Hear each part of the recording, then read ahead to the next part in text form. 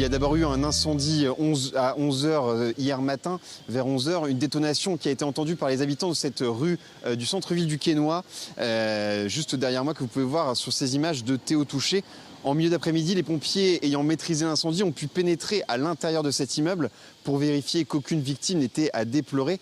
Et c'est là que l'un d'entre eux a découvert un sac à dos dans une pièce qu'il était en train d'inspecter. Et dans ce sac à dos, un nourrisson sans vie.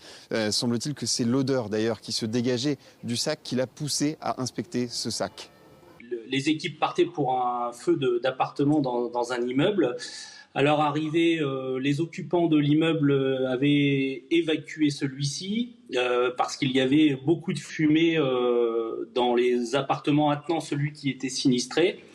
Donc, quand les secours se sont présentés, il n'y a pas eu d'indication comme quoi il manquait une personne à l'appel.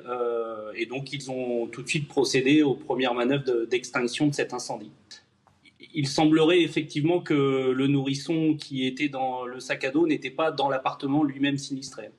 Qu'est-ce qui a conduit vos collègues sapeurs-pompiers à ce sac et donc à ce corps? Quand on se présente sur les lieux et quand il y a des témoins, nous posons, enfin le chef d'agré, c'est le premier commandant des opérations de secours, pose toutes les questions utiles qui lui permettent d'apprécier la situation et d'engager ses idées de manœuvre auprès du personnel.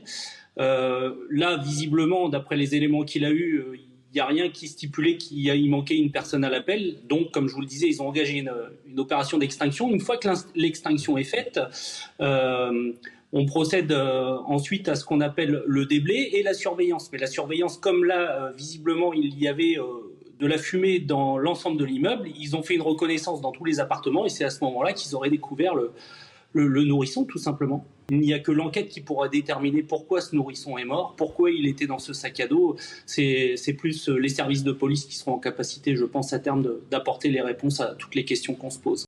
Le périmètre a été bouclé et les gendarmes ont été rappelés sur les lieux. Selon les autorités, il n'y aurait pas de lien entre l'incendie et la découverte du nourrisson, étant donné que l'incendie a eu lieu dans un appartement qui n'est pas le même que celui dans lequel on a retrouvé le sac à dos. Il faut aussi savoir que l'identité pour le moment des habitants de ces appartements n'ont pas encore filtré.